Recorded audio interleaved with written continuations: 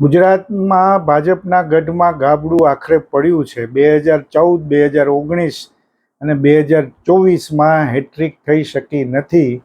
ભાજપ 26માંથી 25 બેઠક જીતી શક્યું છે. એક બેઠક કોંગ્રેસે મેળવી છે. ગેનીબેન ઠાકોર વિજેતા થયા છે.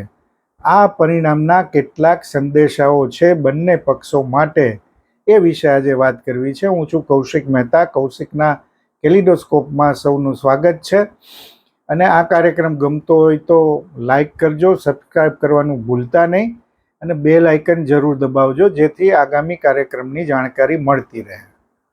ગુજરાતની 26 બેઠકનો અતૂટ રેકોર્ડ 2 ટર્મથી જે ભાજપનો હતો એ તૂટ્યો છે. સુરતમાં બિનહરીફ ચૂંટણી કરાવી દેવાય એટલે એ બેઠક તો પહેલેથી ભાજપને મળી હતી, પણ બાકીની કેટલીક બેઠકોમાં કોંગ્રેસ ફાઇટ આપી રહી છે એવું જણાતું હતું. અને ખાસ એક આપની બેઠક જે ભરૂચની, ત્યાં પણ આ બરાબર લડત આપે છે એવું દેખાઈ રહ્યું હતું. અને સૌથી મહત્વનો મુદ્દો એ હતો કે ક્ષત્રિય આંદોલનની અસર કેવી રહેશે. પણ મજાની વાત એ છે કે જ્યાંથી આ પ્રશ્ન ઊભો થયો, રાજકોટની બેઠક, રૂપાલા સાહેબ, પુરુષોત્તમ રૂપાલાએ જે નિવેદન કર્યું અને પછી ક્ષત્રિયો આગ બબૂલા થયા અને આખા ગુજરાતમાં આંદોલન પ્રસર્યું અને પછી રાજસ્થાન છેક યુપી સુધી એની અસર વર્તાય. આ સંજોગોમાં ક્ષત્રિય આંદોલન ભાજપને કેટલું નડશે એની બહુ ચર્ચા હતી. પણ જ્યાંથી આની શરૂઆત થઈ ત્યાં પુરુષોત્તમ રૂપાલા 4.5 લાખથી વધારે સરસાઈથી જીત્યા. બહુ મોટી વાત છે. અને સૌરાષ્ટ્રની 8 બેઠકો ઉપર ભાજપનો વિજય થયો. 1-2 બેઠક ઉપર લાગતું હતું કે કંઈ તકલીફ પડશે ભાજપને, પણ એવું નથી બન્યું. રાજકોટમાં રૂપાલા આટલા મતોથી જીતે એ ભાજપ માટે ગર્વનો વિષય છે. રૂપાલા માટે પણ ગર્વનો વિષય છે. એમણે 2002નું વટક પણ વાળ્યું છે. જ્યારે અમરેલીમાં પરેશ ધાનાણી સાવ યુવાન હતા ત્યારે રૂપાલા એમની સામે હાર્યા હતા. એ હારનું અમરેલીમાં તો નહીં પણ રાજકોટમાં એમને વટક વાળ્યું છે અને બહુ મોટી સરસાઈથી રૂપાલા જીત્યા છે. એટલે આ ઘટનાને નોંધપાત્ર બનાવી દીધા, મતદારો બનાવી દીધી છે એમ કહી શકાય. સૌરાષ્ટ્રમાં જામનગર, સુરેન્દ્રનગરની બેઠક ઉપર પણ નજર હતી બધાની. જામનગરમાં હકુભા જાડેજા ભાજપ વિરુદ્ધ કામ કરી રહ્યા છે એવો આક્ષેપો થયા. કોંગ્રેસના ઉમેદવાર લેઉવા પટેલ હતા. મુસ્લિમોનું સમર્થન. આ કારણે પૂનમબેન માડમને સમસ્યા થશે એવું કહેવામાં આવતું હતું, પણ આ વાત પણ ખોટી પડી છે અને પૂનમબેન ફરી સારી સરસાઈથી જીત્યા છે. સુરેન્દ્રનગરમાં તળપદા ચુવાડિયા કોળીનો મામલો હતો. ચંદુભાઈ સિહોરા ભાજપના બહારના ઉમેદવાર હતા, સામે ઋત્વિક મકવાણા બહુ સારા ઉમેદવાર હતા. આમ છતાં પણ ક્યાંય ભાજપ બહુ સારી સરસાઈથી જીત્યું છે. જૂનાગઢમાં હીરાભાઈ જોટવા કોંગ્રેસના ઉમેદવાર શરૂઆતમાં મતગણતરીમાં આગળ રહ્યા ત્યારે ભાજપનો શ્વાસ થોડો અદ્ધર થયો હતો, પણ રાજેશ ચુડાસમા પણ જીતી ગયા. રાજેશ ચુડાસમાનું નામ જાહેર કરવામાં ખાસો સમય ભાજપે લીધો હતો. એમની સામે ચગ હત્યા કેસનો મામલો પણ હતો અને રાજેશ ચુડાસમાને બદલવામાં આવશે એવી વાત છેલ્લે સુધી ચાલી હતી, પણ રાજેશ ચુડાસમા ફરી જીતી ગયા છે. એટલે સૌરાષ્ટ્ર, કચ્છ, મધ્ય ગુજરાત અને દક્ષિણ ગુજરાત, આ ત્રણેય વિભાગમાં ભાજપે બહુ સારી સરસાઈથી જીત મેળવી છે. પણ ઉત્તર ગુજરાતમાં તફાવત પડ્યો છે. સૌથી વધુ અપેક્ષા કોંગ્રેસને આણંદ બેઠક ઉપર હતી, જ્યાં અમિત ચાવડા લડે છે અને આ બેઠકમાં 8 લાખ જેટલા ક્ષત્રિય મતદારો હતા. એટલે એમ હતું કે આ બેઠક કોંગ્રેસને જરૂર મળશે. શરૂઆતમાં અમિત ચાવડા આગળ પણ હતા, પણ પછી મિતેશ પટેલ ભાજપના, જેમને બદલવાની વાતો શરૂ થઈ હતી, એમની સામે આંતરિક વિરોધ હતો. એમના કેટલાક વિડીયો વાયરલ થયા હતા. આમ છતાં પણ એ જીતી ગયા છે. 80-85 હજારની લીડથી જીત્યા છે. ચેતર વસાવા પણ હારી ગયા છે અને મનસુખ વસાવા ફરી જીતી ગયા છે. એ પણ લગભગ એટલી જ લીડથી જીત્યા છે. વડોદરા અને સાબરકાંઠામાં ઉમેદવારો બદલવા પડ્યા હતા અને વડોદરામાં પણ ભાજપ બહુ સારી 5 લાખ પ્લસથી જીત્યું છે. એક ગેનીબેન ઠાકોરે બનાસકાંઠામાં ભાજપને પરાજય આપ્યો છે. 30-33 હજારની લીડથી એ જીત્યા છે. સાબરની બેન એટલે બનાસની બેન એટલે ગેનીબેન, એની સામે જે લડતા હતા ભાજપમાંથી, કોંગ્રેસમાંથી આવેલા જે આગેવાન હતા, એમના પત્નીને ટિકિટ આપવાની હતી, પણ એ હારી ગયા. શિક્ષિત હોવા છતાં, બનાસ ડેરીનું આર્થિક સમર્થન હોવા છતાં પણ હાર્યા. આ બહુ મોટી વાત છે. સૌથી મહત્વની વાત એ છે કે 11 બેઠકોમાં ભાજપની સરસાઈ 2019ની સરખામણીએ ઘટી છે. હા, CR પાટીલ લગભગ 7.5 લાખ મતથી જીત્યા છે. બહુ મોટી વાત છે, કારણ કે ત્યાં મતદાન પણ ઓછું થયું હતું. અને અમિત શાહ ગાંધીનગરથી પણ લગભગ 7.5 લાખની મતથી જીત્યા હતા. 5 લાખથી વડોદરામાં ભાજપ જીત્યું છે. આ રીતે 5 લાખથી ઉપર એવી 3-4 બેઠકો રહી, પણ 11 બેઠકો એવી છે કે જ્યાં ભાજપની સરસાઈ ઘટી છે, લાખથી નીચે પણ પહોંચી છે. કોંગ્રેસ એટલે આ ભાજપ માટે એક સંદેશ પણ છે, કારણ કે આ વખતે ભાજપમાં અસંતોષનું પ્રમાણ જોવા મળતું હતું. RSSની ગેરહાજરી પણ વર્તાતી હતી અને કોંગ્રેસમાંથી ભાજપમાં જે લોકો આવ્યા અને એમને ટિકિટ અપાઈ છે, એ જે રોષ હતો એ પણ સપાટી ઉપર આવ્યો હતો.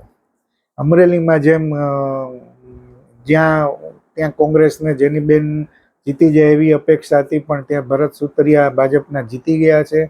સુતરિયાની ઉમેદવારી સામે બહુ વિરોધ પણ હતો. નારણભાઈ કાછડિયા જે પૂર્વ સાંસદ છે, એમણે ચૂંટણી પૂરી થઈ પછી એમ કહ્યું કે 1.5 લાખ મતો ઓછા પડ્યા છે, અને એમણે સુતરિયાની ઉમેદવારી સામે પણ વાત કરી હતી. બીજા કેટલાક લોકોએ પણ આવું કહ્યું હતું. આમ છતાં ભરત સુતરિયા પણ ત્યાંથી સારી લીડથી જીત્યા છે. પેટા ચૂંટણીની જો વાત કરીએ તો 5 બેઠક ભાજપને મળી છે. અરવિંદ લાડાણી માણાવદરથી લડતા હતા, કોંગ્રેસમાંથી ભાજપમાં આવ્યા ને હારી જશે એવી બહુ શક્યતાઓ જોવા મળતી હતી, કારણ કે લાડાણીએ ખુદ એમ કહેલું કે જવાહર ચાવડાએ મારા વિરુદ્ધ પ્રચાર કર્યો છે, પણ છતાં એ લગભગ 35,000-40,000ની લીડથી જીતી ગયા છે.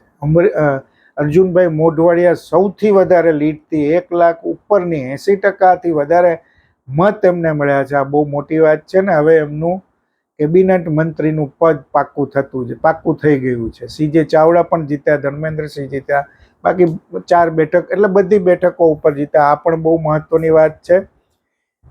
ભાજપનું સંખ્યાબળ વધ્યું છે, કોંગ્રેસને એટલો ફટકો પડ્યો છે. એટલે આ બંને પરિણામો, લોકસભાના અને પેટા ચૂંટણી ધારાસભાના બંને પરિણામો બંને પક્ષ માટે મહત્વના છે.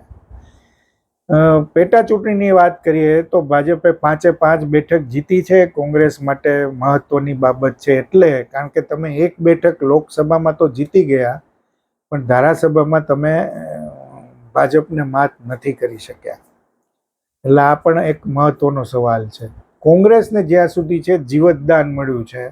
1 બેઠક મળી છે 10 વર્ષ પછી, એટલે આ બેઠક અને 11 બેઠકોમાં સરસાઈ ભાજપની ઘટી છે. એટલે આવનારી જે સ્થાનિક ચૂંટણીઓ છે એમાં જો કોંગ્રેસ આવી જ મજબૂતાઈથી લડે, જેમ લોકસભામાં દેખાયું કે કોંગ્રેસ લડત આપી રહી છે, તો કોંગ્રેસનો જમીન પરનો પાયો છે એ વધારે મજબૂત બને અને 2027માં જ્યારે ધારાસભાની ચૂંટણી આવે ત્યારે વધારે મજબૂતાઈથી કોંગ્રેસ લડે તો એનું પરિણામ પણ એને મળી શકે છે. જેમ 2017 પહેલાં થયું હતું કે સ્થાનિક ચૂંટણીઓમાં કોંગ્રેસ મજબૂત બન્યું હતું અને પછી 2017માં ભાજપને હંફાવ્યું હતું ને માંડ સત્તા મળી હતી. આ રીતે પણ કોંગ્રેસની શક્યતાઓ જોવાવી જોઈએ. શક્તિસિંહ ગોહિલના આગેવાનીમાં આ સફળતા મળી છે, એ પણ બહુ મહત્વની છે. અને હવે શક્તિસિંહ ગોહિલની જવાબદારી છે કે સ્થાનિક ચૂંટણીઓમાં કોંગ્રેસ સારો દેખાવ કરે. આ બહુ મહત્વનું છે. ભાજપ માટેની જો વાત કરીએ તો અસંતોષ છે જે સપાટી ઉપર દેખાતો હતો, અનેક બેઠકો ઉપર આવું જોવા મળ્યું. ખુલ્લા લોકો ભાજપના આગેવાનો બોલતા હતા. 2 ઉમેદવારો બદલવા પડ્યા હતા. બીજા કેટલાક ઉમેદવારો બદલવાની વાત પણ બહુ ચાલી હતી, પણ એ ભાજપે ન બદલા અને ભાજપને સફળતા પણ મળી. ભાજપ માટે મને લાગે છે, કારણ કે જે રીતે ક્ષત્રિય આંદોલનને ડીલ કરવું જોઈએ એ રીતે ભાજપ કરવામાં નિષ્ફળ ગયો હતો અને રાજકોટના જ કેટલાક આંતરિક રીતે અસંતુષ્ટ નેતાઓએ પણ દાવ લીધો હોય એવી વાતો પણ ચાલી હતી. એટલે મને લાગે છે, અને બીજું કે રાજકોટની ઘટના જે અગ્નિકાંડ બન્યો એના કારણે પણ કેટલીક ઇમેજ ભાજપની ખરડાય છે. ભ્રષ્ટાચાર બેફામ થાય છે. પદાધિકારીઓની સંમતિ અથવા તો સામેલગીરી વગર આવો ભ્રષ્ટાચાર ન કરી શકે એવું પણ આપણે સમજી શકાય છે. અને સત્તામાં રહેતા નેતાઓ કેટલી હદે એમાં ઇન્વોલ્વ છે, કારણ કે રામભાઈ મોકરિયાએ પણ ભ્રષ્ટાચારની વાત કરી અને વજુભાઈ વાળાએ ખુલ્લેઆમ કહ્યું કે પૈસા વગર કામ થતું નથી. આ બધાનો સરવાળો એ છે કે ભાજપ શાસનમાં, તંત્રમાં ભ્રષ્ટાચાર વધતો જાય છે. આ બહુ મહત્વની વાત છે. એક રીતે કેન્દ્રીય કક્ષાએથી નરેન્દ્ર મોદી ભ્રષ્ટાચાર વિરુદ્ધ લડાઈની વાત કરે છે અને આ ભ્રષ્ટાચાર વધતો જાય છે ગુજરાતમાં નરેન્દ્ર મોદી ગયા પછી કેટલીક સમસ્યાઓ જોવા મળી છે. રૂપાણીનું આખું મંત્રીમંડળ બદલ્યા પછી, ભૂપેન્દ્રભાઈને લવાયા પછી પણ કેટલીક સમસ્યાઓ સપાટી ઉપર આવતી જોવા મળે છે. ભૂપેન્દ્ર પટેલ મૃદુ અને મક્કમ છે. મૃદુ તો છે પણ મક્કમ નથી એવી પણ છાપ ઊભી થઈ છે. જે રીતે કેટલીક ઘટનાઓમાં સરકાર અસરકારક રીતે પગલાં લેવાની જરૂર હતી ત્યાં ન લઈ શકી એ પણ બહુ મહત્વનો મુદ્દો છે. આ પરિણામો પછી કોંગ્રેસને તોડી અને ભાજપમાં લાવવાની વાત ને ભાજપમાંથી એને લડાવવાની વાત હવે અટકશે કે નહીં એ પણ બહુ મોટો મુદ્દો છે. રાજકોટથી માંડી ગાંધીનગર સુધી મને લાગે છે સંગઠનાત્મક રીતે ફેરફારો કેટલાક આવી શકે છે. આવી વાતો ચૂંટણી પહેલાંથી જ શરૂ થઈ ગઈ છે. હવે આ કેટલી હદે એમાં ફેરફાર આવે છે એ આપણે જોવાનું છે. સૌથી મહત્વની વાત કે દેવુસિંહ, પુરુષોત્તમ રૂપાલા અને મનસુખ માંડવિયા પણ બહુ સારી લીડથી જીત્યા છે. આ ત્રણમાંથી કેન્દ્રમાં મંત્રીપદ કોને મળે છે એ જોવાની વાત છે. મનસુખ માંડવિયા નરેન્દ્રભાઈની બહુ નજીક છે એટલે એમને મંત્રીપદ મળશે એવું નિશ્ચિત માનવામાં આવે છે. દેવુસિંહને ફરી રિપીટ નહીં કરાય એવું પણ માનવામાં આવે છે. મુદ્દો એ છે કે રૂપાલાને ફરી મંત્રીપદ અપાશે કે નહીં, કારણ કે કેન્દ્રમાં ભાજપની સરકાર એનડીએના પક્ષોના સહારે બની રહી છે એટલે હવે ત્યાં સ્થિતિ બદલાય છે.